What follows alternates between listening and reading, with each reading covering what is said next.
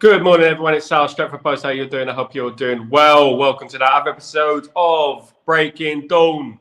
Hope everything is fine and you're up nice and early. It's 8 a.m. here where I am.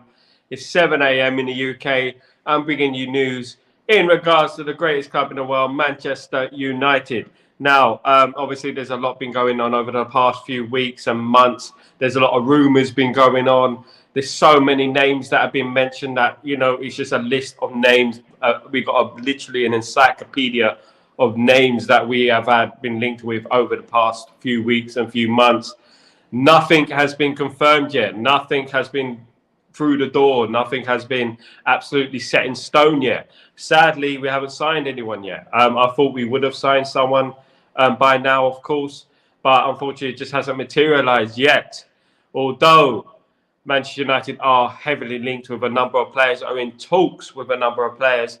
There's players that nothing has been set in stone, nothing has been confirmed. So Manchester United are still awaiting the first signing of the summer. Of course, when before July the 1st, people were saying, "Oh, wait till July, wait till July, It's July now, so obviously it's time now to get into action and put the talking to work and start walking the walk instead of talking the talk. And that's what it's all about at Manchester United, walking the walk. Now, Manchester United are interested in Chelsea left-back Ben Chilwell. Ben Chilwell, of course, is the left-back who's an England international, or formerly an England international now because he didn't get into the squad. But Manchester United have been interested in the left-back for a while, and Chilwell is added himself to the list.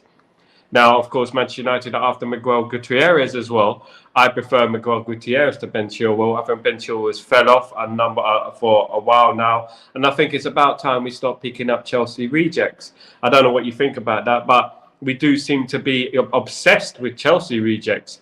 Over the years, we've been after Chelsea, third choice midfielder, Chelsea scout, Chelsea coach, Chelsea manager. We've been after, and I think it's madness, isn't it? Another Chelsea Richie, Kenny, you read my mind. You're like a book. Good morning, mate. Thanks for joining me again. Another Chelsea reject that, we got to stop doing this. I mean, it all started off with Juan Mata. I remember under David Moyes, it all started like that, and then we kept signing Chelsea rejects and the Chelsea coach, Chelsea this, Chelsea that. We need to stop looking at them and start wondering why they don't want these players anymore. Why they didn't want Mason Mount, and this is the mistake we made last season. We did not need Mason Mount for 50 million. We didn't. And it turned out it was a waste of money in the end. Last season it was. Of course, we don't know players are going to get injured. We don't know that. But at the end of the day, Mason Mount, I was not a fan of. I never have been a fan of Mason Mount, to be honest with you. He's a guy who's loved by Gareth Southgate and still don't get in the England squad. He was out of the England squad for many years, and he was out of form for good year and a half before he signed for Man United. So it's not just about him signing for Man United. It was before that. Of course we trust Ten Hag's judgment in regards to Mason Mount, but I don't think it was fully his transfer. I think United wanted to capitalize on his release clause because obviously he's was leaving in a year, and we signed him still for too much, in my opinion. And I never rated him. That's just my opinion, and I didn't want to sign him. But he's a Chelsea reject. Chilwell will be a Chelsea reject. We do need a left back, but it's another left back that is not going to set the world on fire, in my opinion. He's not the kind of left back that I get excited about. We need to build our own dynasty. We need to get our own players from teams we don't know, like Gutierrez. Miguel Gutierrez is another one. We needed to get a player of that ilk, if you know what I mean. So a player that is not a household name, you know what I mean. Good morning, Tony. How you doing? Thanks for joining me, Tony. Hope you're well. Everything is all good, man. Everything is all good. I'm here in Naples, bringing you the news. As always, there's a lot of noise going around Man United. I'm just waiting for the news that we have signed these players. There's a lot of names being floated about, and that brings me swift. I don't know what you know. Let me know what you think about Ben Chilwell. I know many people are not a fan of Ben Chilwell. Scouts 10 Hag are both in with it. Love it. Yeah, 10 Hag said, Mark, what's going on, bro? Hope you're well. I've been flying around like so. Yeah, I've been knackered, bruv, knackered. So. Yeah, I think Ten Hag said he was obsessed with Miguel Gutierrez. He said he was obsessed, and I think that would be a big signing. I do.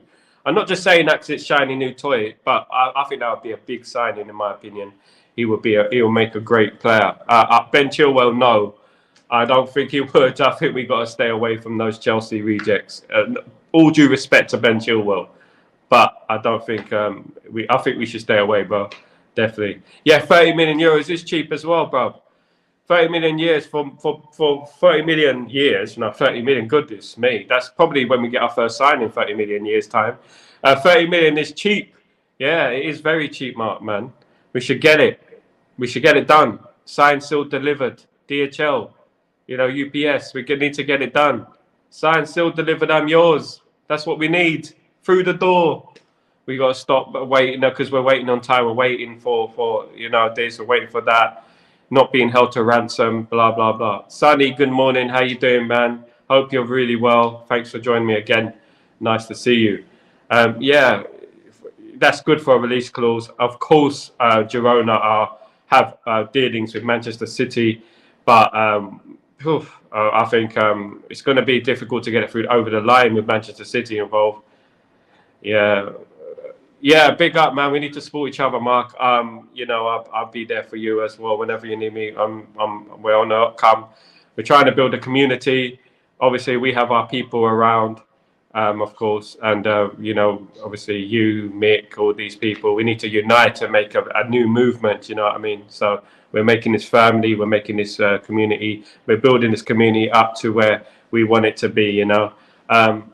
I've had a long couple of days. I flew out to Istanbul, and then I had to fly out to Italy from UAE, Istanbul, of course, on a connecting flight. Kenny, yeah, it is Spain versus France tonight. I'm not sure whether I'll be doing a watch along, but I am looking forward to the game. I've got family commitments, but I'll try my best to do a watch along. Yeah, big up Mark. Mark's big in the game, man. Yeah, so basically, I'll try and get my best to be on the screen here with you guys for the watch along, but I definitely will be there for the England watch along. I might do something a bit different for that. I might do it in front of a TV screen and let you see my real emotions and stuff like that over here. So of course I do show you, but I have to be a little bit more reserved when watching England. Of course, I'm an Englishman, so obviously I support England. I want them to do well, so I get a little bit emotional about England, of course. So I might try and do something a little bit different, a little bit out there, but I'll try my best to do the Spain-France tonight. My opinion, it's going to be a dull 0-0 probably. So it's going to be go all the way to penalties or something like that. Spain look okay, not as good as everyone thinks they are, but they're okay. France haven't performed, to be honest, but I still think France are dangerous. I think the French are just got so much experience in there. And I think they could easily end up winning the tournament if they put their head together. I don't know why people are discounting France. I don't know why. I don't know. They're just so experienced. Their players. They've still got Griezmann and players of that ilk, Rabiot, who won World Cup. Won World Cup. Kante. Yeah, Gareth Extra Time Gate. Yeah, Gareth Gate's more like stuttering his way to another European Championship final. Gareth Gates stuttering, because Gareth Gates used to stutter. If you know who Gareth Gates is, Gareth Gates, an ex-singer who would sing perfectly but would stutter. So Gareth Gates is Gareth Gates, basically. Gareth Southgate, Gareth Gates, same thing, isn't it? Really, I didn't think about that, stuttering his way through a tournament. So obviously, that is Gareth Southgate in a nutshell. Now, Manchester United have been linked with this player for a while now. It's been a few years, but Mr. Brobbey of Ajax, of course. Brobbey was on a Man United radar a year ago as well.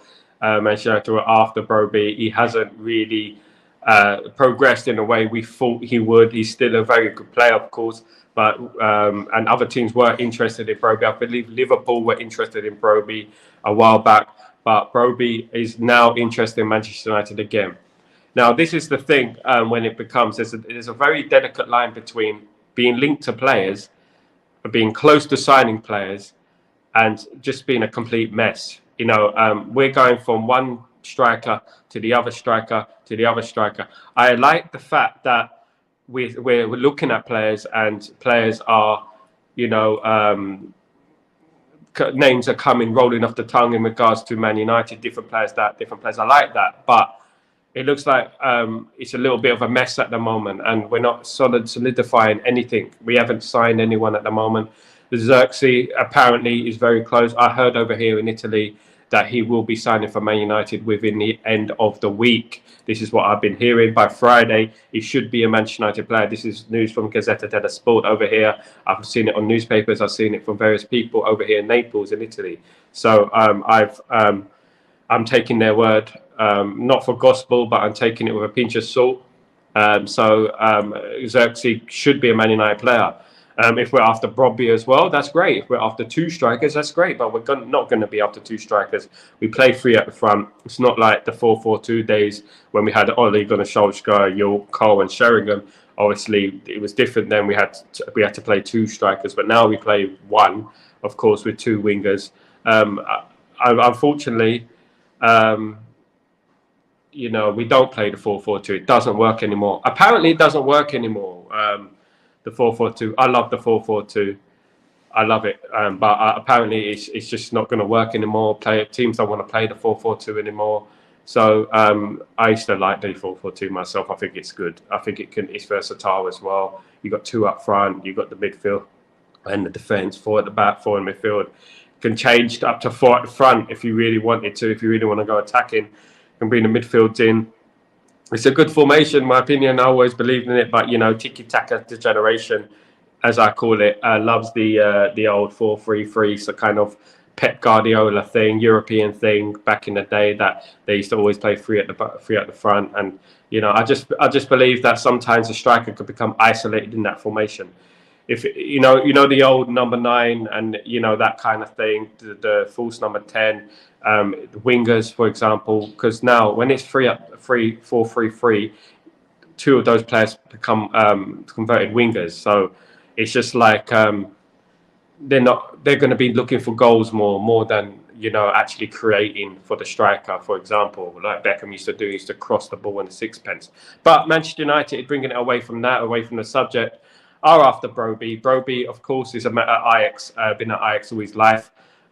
Good player. Haven't seen much of him in this tournament, the Euro 2024.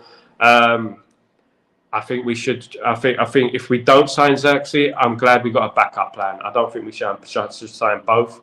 I think that unless we sell somebody, I don't think we should sign both. We need other positions on the pitch.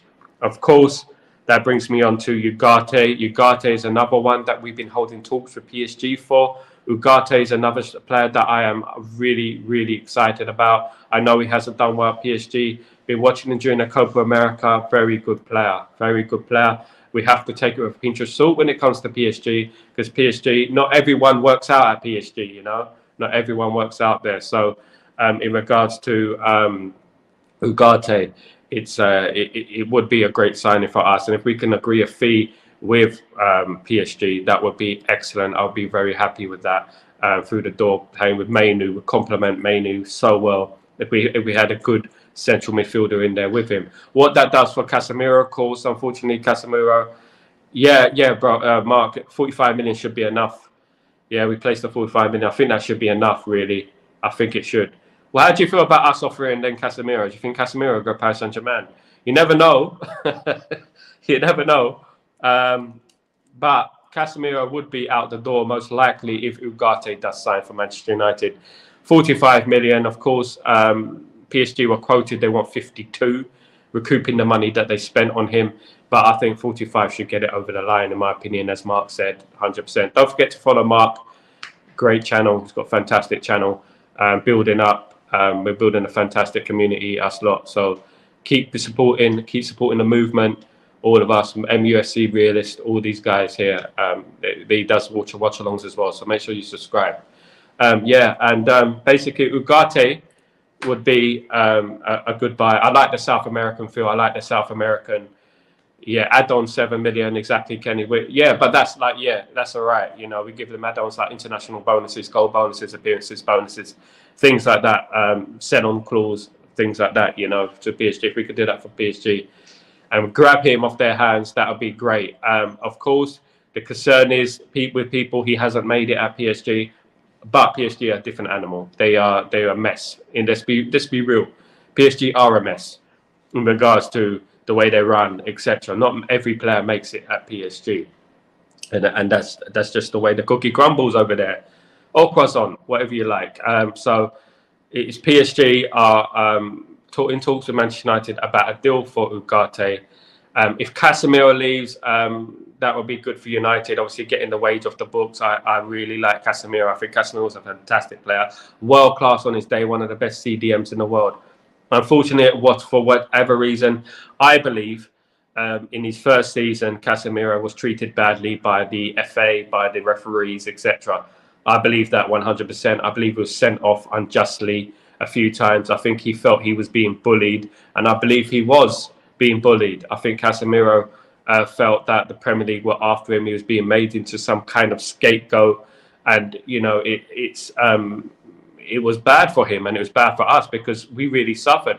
And what people don't understand is that when Casemiro was playing, we were very close to a title challenge at that time. People were really talking about us going into a title challenge in that first year. But then Casemiro got injured and the wheels fell off. You know, Casemiro got injured, Casemiro got suspended, should I say, and the wheels fell off. And whenever we were going to gain a bit of momentum, a little bit of momentum, they would send off Casemiro or do something like that because they knew how important and indispensable he was to our squad. Now, Casemiro hasn't played well. He didn't play well last season. He was in and out of the team. Still did okay when called upon, but just looked way off it. He looked unfit, unfortunately. Match fitness wasn't there.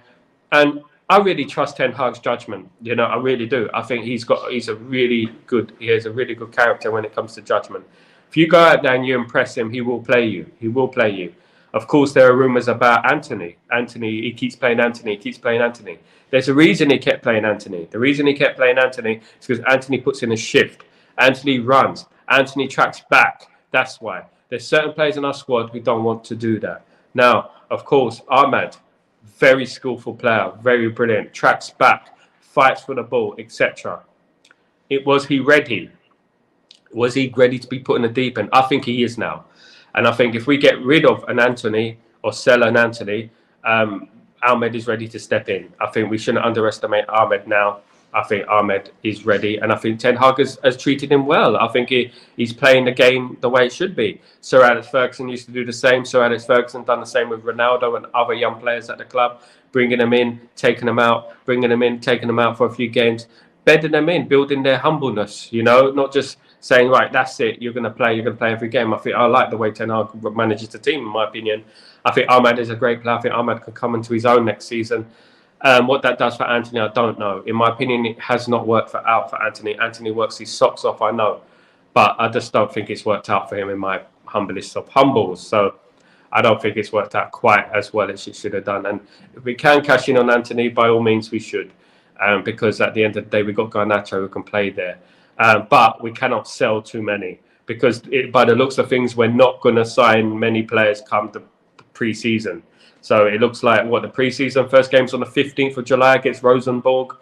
So we need players in by then. We need Ten Hag to have an opportunity to embed his team, to embed these players into the team and get the shape of his team right. At least 90% of the players should be done. Players in, players out. Of course, Mason Greenwood looks likely to go to Marseille. Marseille put a sizable offer in of 35 million. In my opinion, it's low. It's a low offer for Mason Greenwood. In my humblest opinion, Mason Greenwood is a generational talent, as I said last season. Unfortunately, these things happen. Of course, we've got the certain parts of the fan base who would not want to see Greenwood in a United shirt ever again. And as much as I love Mason Greenwood, I think he's a generational talent, one of the best. As much as I like him, I think we can't do it. We cannot do it to the lad himself. We have to think about the player. As I've touched on many times on the stream, the abuse he will receive will be absolutely bad, really bad. I mean, I was there. I was old enough. I was in the stadium for when Beckham was getting abused, and some of the things were aimed at him and his family were atrocious. I just don't want to see that with Mason Greenwood. Does he have the character to come back into the team? I just think that there's a section of the fan base who don't want him. Some of the fan base have made their feelings clear that they don't want him ever to play for Man United again. Of course, we're human beings and we all make mistakes, and that's what we have to remember. We have to bear that in mind. We all make mistakes. We all do silly things at times. Of course, this is really bad mistake. This is a mistake that is really, really sensitive. And, whatever you think of the video recording's there, and a lot of people feel really, really, really strongly about it. And we have to respect their opinions. And in my opinion, I would love to see Mason Greenwood go to another club. I would love to see him kill it and score loads of goals. I love to see him become even better than what he was and score lots of goals. And perhaps get back into the England team, because he should not be banned for the England team. There are players in that England team who have done worse than him. Believe it. Carl Walker, for example. There's lots of things going on there. So we don't want this woke business in the England team from Southgate, this hypocritical thing that Southgate does. Greenwood should have an opportunity to go back into the England team. Now that he's played competitive football again, I don't think he can play for Jamaica because he played a competitive game for England. So there was a guy yesterday on the stream who said he can play for Jamaica. I would love that, to be honest with you, for him, because obviously international football is great. Give him a chance to play in a World Cup, Copa America. It will give him a chance, and he deserves the chance. He's a young lad, and that's what we have to remember. Again, he can he play for the Jamaica, Mark? I know they changed the rules. He played a competitive game for England, didn't he? Remember when they had that competitive rule that if you play a competitive game, you can't play for another country. Do you remember that? I don't know if they've changed that. I don't know if they changed that. Yeah, I think he should play for Jamaica. I don't think we deserve him in regards to Southgate. Southgate is, Sancho as well. But, there was a rumour, because Sancho obviously played in the Euros as well last time. There was a rumour that you can't, what the law was, you can't play for another country if you played for a competitive game for one country, for one nation. You can't have two nations, I believe. Yeah, I think you can't play a competitive game for England and then go and play. 3 games in total. So Greenwood hasn't played 3 games for England, has he? I would like him to play. I would like him to go and play for Jamaica and absolutely kill it. Probably play England and score against England. The way he's been treated has been bad, in my opinion, by England, in my opinion, because there's other players in that squad. Yeah, that's good then. So we can. Yeah, so thanks, Mark. Yeah, because I wasn't sure about that law. The rule was that the rule was once you step foot on that pitch for another country, you can't play for another country. I always felt that law was a bit harsh. In my opinion, that law is a bit harsh. And if he can play for Jamaica, by all means, go and play for Jamaica. And the same with Jadon Sancho. I couldn't care less about Jadon Sancho, to be honest, what he does. But with Greenwood, I think Greenwood is a good lad, and I think he's a good player. He's a generational player, and he deserves to play international football just like everyone else. He's made a mistake. No, he's not guilty. He hasn't been charged, so he should be playing football. Greenwood would be a brilliant player. Jamaica could produce some excellent players over the years.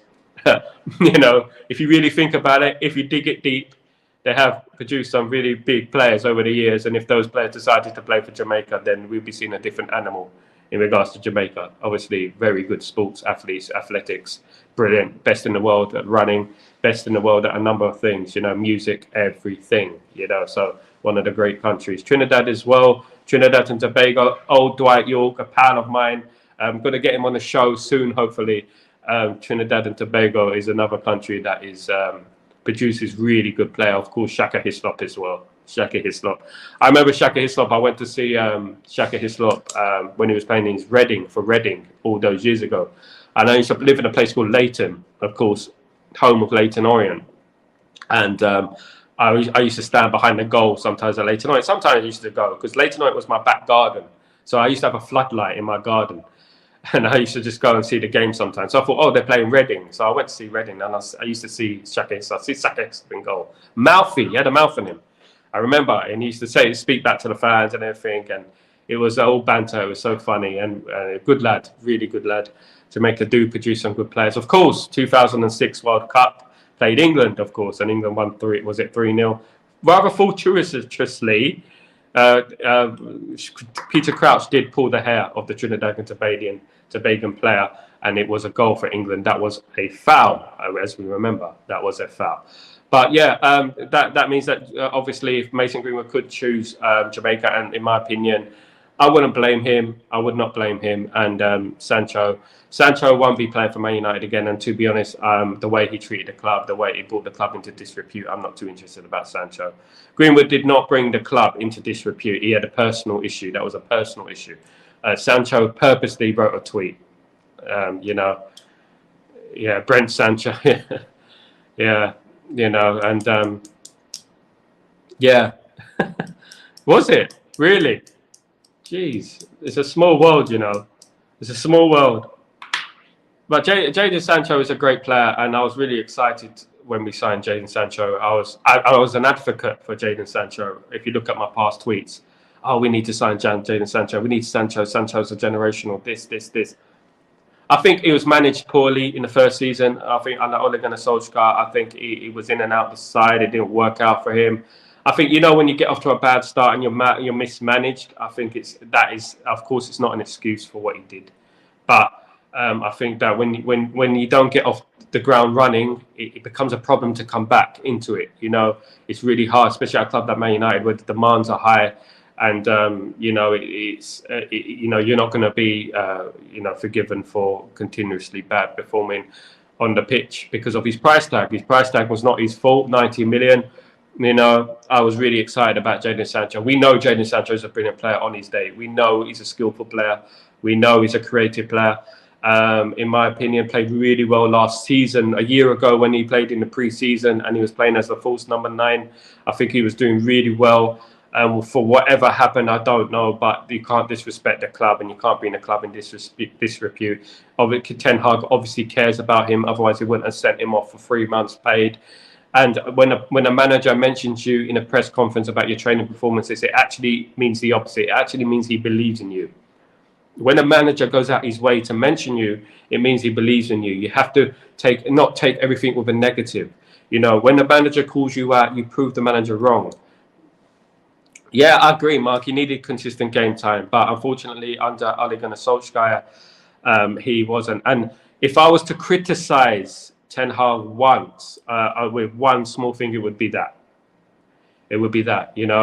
I would say that he did play Anthony too much. He should have rotated Sancho a little bit better. He should have played Sancho in the false number 9 sometimes. Sometimes it's okay to drop Bruno, give him a rest, play someone else. That's the only thing I would say is a criticism for Ten Hag. It's a criticism, but it's up to Ten Hag. It's the way he manages the team. That's the way we have to accept it. Sancho, of course, if the tweet didn't happen, he would have been in the team because obviously we had injuries at that time. So he would have been in the team. Ironically, he would have been playing and he would have proven himself. In my opinion, and I'm going to say this, really, it's controversial. I still think he's England's best right winger. I do. I think he's England's best right winger. Say what you want to say. I think he has more to his game than Saka. On his day, he has more to his game than Saka. He is a brilliant player. But obviously what happened is what happened. And we have to, live it with it. And he has to leave the club, unfortunately, sadly. If he came out and apologized to Ten Hag and said, look, I'm an emotional guy, blah, blah, blah, then we can give him another chance, Yeah, he wanted to play off the left. I agree. Yeah. I think he's second most certainly Cedric has he does have bags of ability.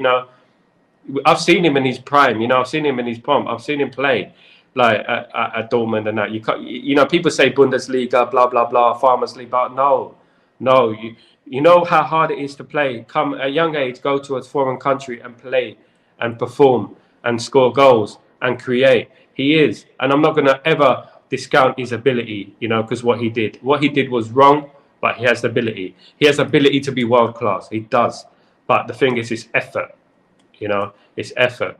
Thanks, Mark. Yeah, I'll just say as it is, man. Obviously, so I was a big fan of Sancho, and it's disappointing what's happened. But I like Ten Hag, and I feel like it really upset me what he did with Ten Hag. You know, and plus leaving a tweet on there for 2 weeks, it was bad. Whether you agree with the manager or not, that's just the way it is. You have to accept the manager's decision, and you have to move on. You know, and sadly, we have to move on with him. I hope he goes to Juventus, and I hope he absolutely kills it. I know this is not a competition between Man United and Sancho. I hope he does well, and I wish him the best of luck. You know, I believe he should be in that England team. I believe he should be in that England squad. I still believe he's best right back England, right winger England have got, left winger, if I even say that, that England have got. Yes, he's better than Gordon. He is. Don't give me that crap. He's better than Gordon. He's better than what England are playing on the left at the moment. Foden's not a left winger. He's better than Foden on the left. Just saying. Yeah, you have to speak facts. Yes, I mean, and that's it. I felt, I'll be back to him. I felt that he was made disrespectful for getting this manager face for it. Yeah, I know. That's it. You know, Ten Hag is a really caring man. You know, and people don't know this about him. They don't know it much, but you see it in the FA Cup final. You know, the emotion, the way people love him, the players love him. They're so happy for him. Martinez grabbing Ten Hag. You know, and the celebrations and stuff. You can see that he's a really caring man. He cares about the fans, and he cares about the club. And he cared about Sancho, and what Sancho did was like a slap in the face, you know. As I said many times, if I walk in like my house, if I see my brother, if I see my dad, if I see my mum, and they said, Sal, you're looking a bit chubby, you're looking a bit timberish, you look a bit, you know, you need to go to the gym, blah, blah, blah. I'm not going to tell my mum to F off or my dad to F off and blah, blah, blah. I'm going to say, look, you're right. Actually, maybe I do need to work out. It's because love, isn't it? It's tough love. That's what you need. Ten Hag practices tough love. And at the end of the day, you have to take tough love as a compliment, because people only show you criticism. I had a good friend of mine, right? He's from Jamaica. His name's Leo Barnes, right? And I worked with him for 3 years. And this guy was the most strict guy you can imagine. You know, he's an ex-Jamaican police officer, right? We worked in a hospital together, right? We used to do security and stuff. And we were like, you know, and he was like like really harsh on me. Harsh. Are you stupid? Are you this? Are you that? You can't do this. You can't do that. You know, you get to hurry up. Get on with it. Don't ask me questions. I told you once before. Blah, blah, blah. I felt this guy, you know.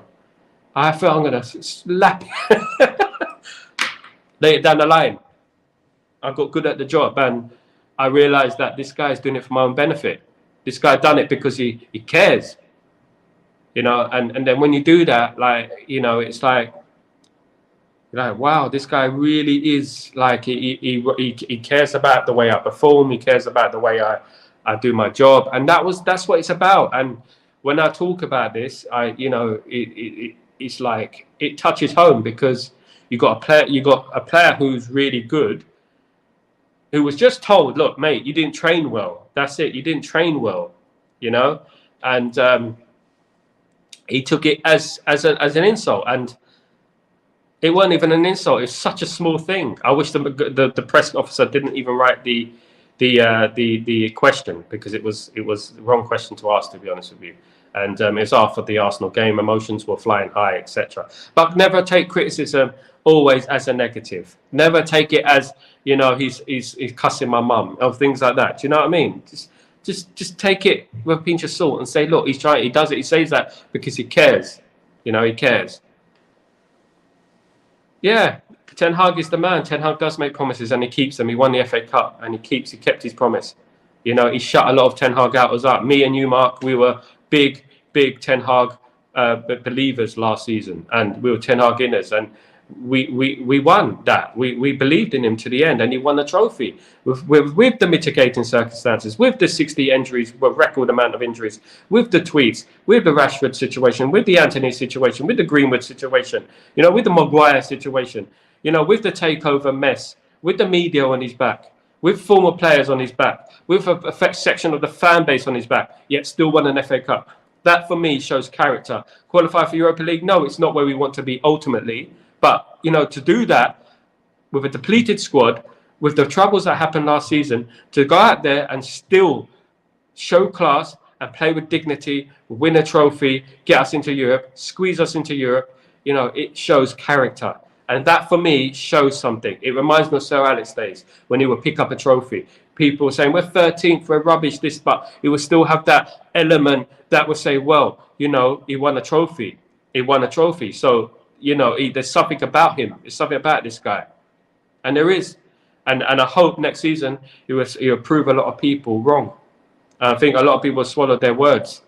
You know, they're going to have to. They had to, when they were celebrating Ten Hag's sacking a few weeks before he was given given the backing of Ineos. They were celebrating, putting up Michael Jordan pictures and stuff like that. You know, ridiculous things like that, tears in my eyes and things like that. You know, they were doing things like this. You know, and then they were made to look really stupid. And now there's still Ten Hag out, and there's still Ten Hag out because their pride has been hurt. Their ego has been hurt. Their opinion has been contradicted. They've been made to look like a prat because they were out there celebrating too soon. Now he's got another year contract. People are trying to get the crumbs off the table, saying, oh, look, it's only a year extension. It's not even a new contract. Man, he's got 2 years. If he does well next season, he'll get a 4-year contract. Believe that. Yeah. Yeah, you know, that's integrity and confidence. Exactly. Trophies breed confidence. Trophies breed confidence. And when a man can win a trophy in those circumstances, I believe in that man. That's like everything, him against the world. It's like everything. And he's still done it. He's still done it. He made it, you know. And for me to beat Manchester City, to outwit Pep Guardiola in the final, people should look at that and say, well, that's potential there. That's potential. Because any other club, any club in the world can lose to Manchester City, even Real Madrid, teams like that can lose to Manchester City. We went out there with the team we had. Martinez wasn't even match fit, right? And we won the game. You know, and we won the game. And we won it well. And it could have been 3-1, 4-1, in my opinion. Yeah, it does remind me of Sir Alex, Mark. Mark, he had a bad start in regards to the league, but he had to clear out a lot of mess. He even had to go against fan favourites. Paul McGrath was a fantastic player, one of my favourites, Paul McGrath. But obviously there was a drinking culture at Man United. There was a problem at Man United, and he got rid of those players. And you know he brought in his own players. And you know, I see that in Ten Hag. You know, you're not always going to make popular decisions. You're not always going to make everyone happy, and you can't make everyone happy. There's sections of the fan base that wouldn't be happy if we played Ahmed every game. But you can't play Ahmed every game. You can't, you know. You have to just go with what the manager says, believe in this manager, and let's do it, you know, because you have no choice now. We have to believe in him, and the people who don't like him have to believe in him. If they don't believe in him, they can support someone else. They can, because we got Fulham on the opening game of the season, and we have to get off to a flying start, and he needs support, and we need the players in there completely. We need the players in there quick. Yeah. Domestic Cup final 7-8 years. I know that I think Arteta fluked one. He fluked one, but that wasn't Arteta's team. And I think that Manchester City didn't really turn up that game. But obviously, since then, Man City have become probably the best team in the world. They won the Champions League and blah, blah, blah. And they wanted to beat us. Make no mistake, they wanted to beat us. You know, Manchester City were in second gear, weren't even in third gear last season. And you know how it is. They won the league. And we beat them fairly comfortably, in my opinion. I didn't think we were ever threatened. I think the mistake from Onana, that was about it. You know, if that goal didn't get in, it wouldn't go nervous. I've never felt like I had my feet up. I wasn't even concerned. I was watching the game. I couldn't believe the performance. Like, Mainu was just becoming like, goodness, prime Kaka, you know? It was just unbelievable performance. And I was so proud of the lads. I was so proud. I see tears in my eyes, real tears, you know, not tears because the manager's about to be sacked. I was so happy that he won the trophy, and I was so happy that he brought it home, you know. And we got one more FA Cup, and then we're ahead in the FA Cup standing as well as the Premier League standings in regards to trophies. We need more European trophies. I hope we do well in the Europa League. I hope we go and win the Europa League as well. So yeah, it should be a good one. So just to recap, Manchester United are inquiring about Ben Chilwell. Ben Chilwell, who's a Chelsea player, Chelsea left back, also England left back. Didn't get in the England squad this year. That is just rumour. Manchester United are after a left back. Of course, Gutierrez. Miguel Gutierrez is another one who I prefer, in my opinion. Gutierrez, who is really, who is a really good young left back who is co-owned by Real Madrid. Of course, 50% they own of him. Ten Hag has been said to be obsessed with Gutierrez, and I believe we should go after Gutierrez, especially Luke Shaw. Luke Shaw has been injured, and we have to have a backup for Luke Shaw. Yeah, I was in shock as well, man. Man City had to play their game and kept them in second. Yeah, we did. And if that doesn't show a sign of good management, I don't know what it does, to be honest with you. I believe, right, if we had Ten Hag in the finals against Barcelona, in Rome and in Wembley, I think we would have beaten Barcelona. I think it was that good of a performance. I think that performance just, wow. And, you know, me and you, Mark, we know ball. You know, a lot of these people in my stream know ball. Kenny, you know ball. You guys, you all know ball. You know? And, you know, we knew we could see things that other people can't see. Mick can see things. We could see things. We could see things that other people can't see, unfortunately. They don't, because a lot of people make their opinion and they sacrifice themselves. They sacrifice their opinion too soon and they jump too soon. They don't look at that. I'm not one to support a manager willy-nilly. I'm not one to support a manager, just because it's vibes and because it's this and that. Ten Hag is really the first manager I backed. I backed Ole Gunnar Solskjaer. After the first season, I felt we wouldn't progress with Ole Gunnar Solskjaer. I didn't think he's going to bring us to where we need to go. Right? With Ten Hag, I see things. You see things. And that was the difference. I saw things. And that performance in the FA Cup final, right? FA Cup final, right? Where Man City want to batter us, right? And they want to put us in the mud. That performance was one of the best performances I've seen for United in my 4 decades supporting United. And anyone could say anything. They could say I'm exaggerating, whatever. It was one of the best performances in the circumstances that I've seen from a Man United team in my life. And that was it. And that's 4 decades of watching Man United, right? And people can say, no, you know, we've done this, we've done that, you know, blah, blah. I've seen some great Man United games, right, in my life. I've seen some fantastic games in my life. I've seen us, you know, 1998, 99 and blah, blah, blah. But we always had the best team, in my opinion. There were great teams in Europe, but I think we always had the great team. We always had the best team in Europe. We had players that were just unbelievable. We had players that played together for 5-6 years before they won the Champions League. And they're still young, you know, so it was just, you know, it's a different circumstance. We don't have the best squad. We don't have the best team. Are we underrated? Yes, we're underrated a little bit. When we have our first team, we are good. We are good. When Martinez plays at the back with Varane, when you play them two, we look unbreakable. When Luke Shaw plays on the left back, when Mainoo's in midfield with Casemiro or another player, of course, with Bruno and that, we are a very good side. Are we the best side? No, not yet. So for us to win that game, for me, probably one of the best, if not the best performance in a final, in a major game, elite game that I've seen in my time supporting Man United. And that is testament to Ten Hag and, you know, everyone who supported Ten Hag over the last few months. It was a brilliant moment. And we believed in it. And, you know, we need to start believing. And those Ten Hag outers who are going to carry on it next season, waiting for us to foul once, waiting for us to lose the first game, that's what they're going to be doing next season, waiting for us to slip up against Fulham. And if we do slip up, they're going to be out of the woodwork and they're going to start saying this, that, whatnot, you know. So, you know, they can do what they like. If they don't support the club, it's best that they support someone else. I know a couple of people have moved over to Real Madrid. They can do that. Let them move over to Real Madrid. Let them support Real Madrid. Actually, please do that, because at the end of the day, we only want people who support the team, who support the club, and I'm not saying support the club blindly. I'm not saying support Ten Hag blindly. I'm saying look at the circumstances. Look at it. It's multi-layered. You don't just judge a book by its cover without reading the contents of the book. You look and you read and you find out things. You find out things about people in life. You find out things about any subject in life. Life is multi-layered and you have to look into it deeply. You don't just judge things. Right? You don't. You look at it deeply and you look at the mitigating circumstances that were dealt. Yeah, and he was dealt a lot of bad things. A lot of circumstances went against him. When we lost 4-0 to Crystal Palace, why are we still here beating the Ten Hag drum? It's because we knew what was going on. We knew it. We played a one-legged Johnny Evans at the back, a 36-year-old one-legged Johnny Evans against Crystal Palace.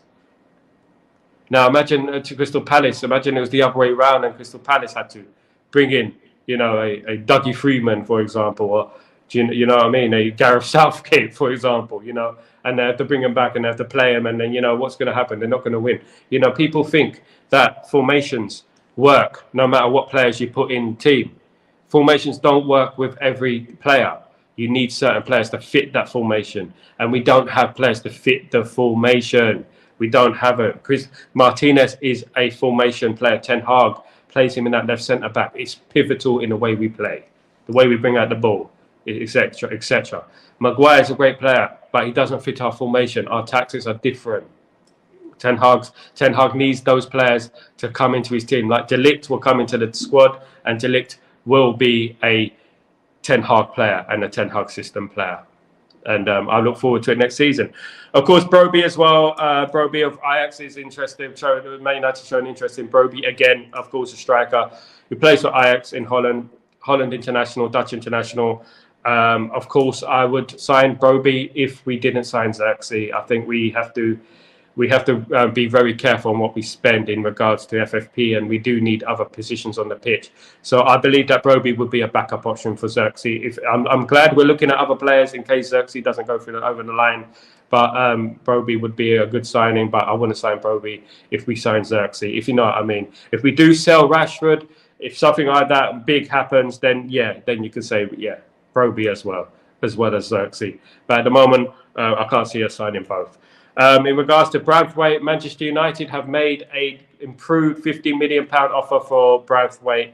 Branthwaite, of course, plays for Everton as a left-sided centre-back. He can play on the right as well, believe that.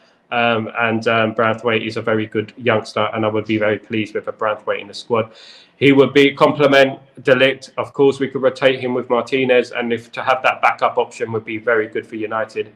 50 million. I don't think we should go higher than that. I don't know what your feelings about that is. I don't think we should go 60, 70. I think it's too much to pay for him. There's many players out there who are just as good. As I've said, we had Ignacio as well, Gonzalo Ignacio at Sporting Lisbon, who are very good, who can go for a fraction of the price.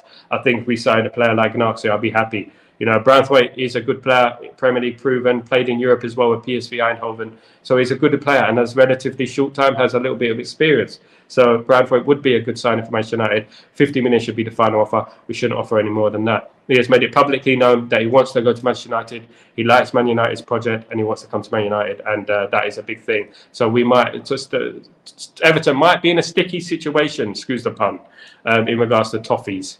Right, Manchester United and Ruud van Nistelrooy. Ruud van Nistelrooy looks likely to be starting his tenure as Manchester United coach within the next few days. Of course, you've seen at Carrington this yesterday, I believe.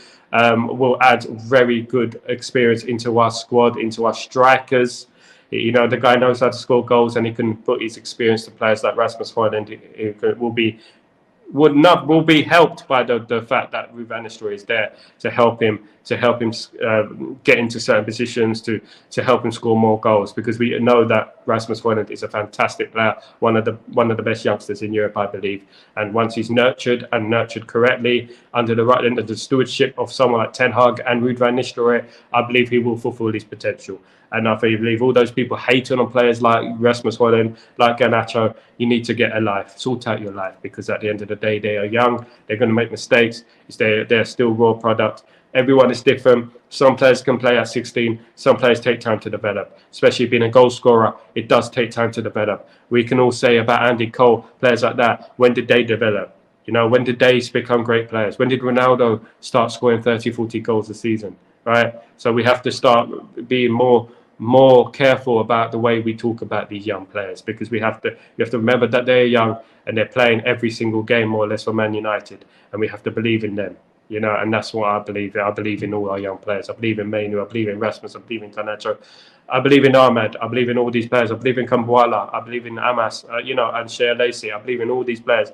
And also, don't forget, come pre-season, Ten Hag will be bringing through some more youngsters. Don't get it twisted.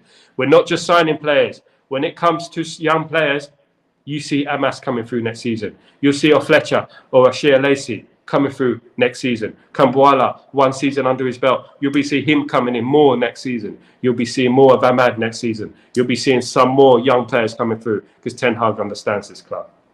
He understands what it's about. And that's one of the main things that I bang on about. Yeah, we'll see 7 new players, mate. We will. People are going to be shocked when they see some of those young players, you know. Wheatley as well. You're going to be shocked. People are, oh, we only got Hugo up front. You know, they're going to be shocked. You know, when they see Wheatley, when they see Shea Lacey, when they see Amas. There was an interview with Luke Shaw the other day, and they were talking about his favourite player in the youth team. He said Amas. You know, he said he's a brilliant player. But we're going to bring them through, scanning on as well. We're going to bring them through. Don't worry.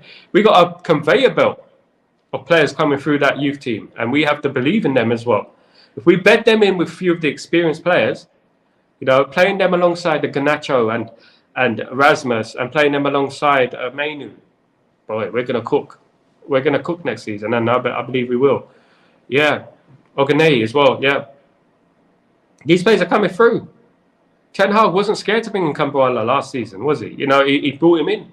Still a bit raw, but I loved his passion. I loved the way he beat his chest when we score. And yeah, so yeah, and thanks to Ten Hag, you know, Mark, it's thanks to Ten Hag. Partly, huge part to play. Of course, other managers, the coaches, and that have a part to play. Big respect. Yeah, big respect. Big respect to the people who helped that come through, and that has been in fruition for a few years. Of course, our conveyor belt of youngsters coming through, and they are now. And people better be scared because we got another class of 92 coming through. I'm not going to be completely like, oh, this team are going to win the treble. No, but this is the best young set of young players that we've had since the Sir Alex Ferguson days, since the class of 92. And I believe that. Not many people know this. That's why deep down we're excited and we believe in Ten Hag, because Ten Hag knows. Ten Hag knows, and he's got his ear to the wall, you know, in regards to the youth team. He knows, and he's the only manager in world football right now who's available, who can nurture these players, who can develop these players. Mainu and Garnacho are now full internationals for England and Argentina, not San Marino and Estonia. England and Argentina, full internationals now, thanks to Ten Hag. Thanks to Ten Hag. And you'll see more players coming through the door next season. I can bet your bottom dollar on that, I tell you. Now, guys, thank you so much for joining me. Mark, it's been fantastic having you on, mate. Let me know when you're next on. I'm going to try and get on the stream later on for the watch-along. I will try, obviously, I'm over here in Italy, so I'm going to see if I can get the game on TV and see if I can watch the game. It should be a good game between France and Spain, but knowing our luck, it'll probably be a ball 0-0, and it'll go to penalties. But let's believe. Big up, Mark. Thanks for joining, man. Big respect. Enough love for you. And I hope everything is great and you have a great day. Don't forget to subscribe to Mark's channel. His links in his description. You go to him. He's, I think, Mark MUFC.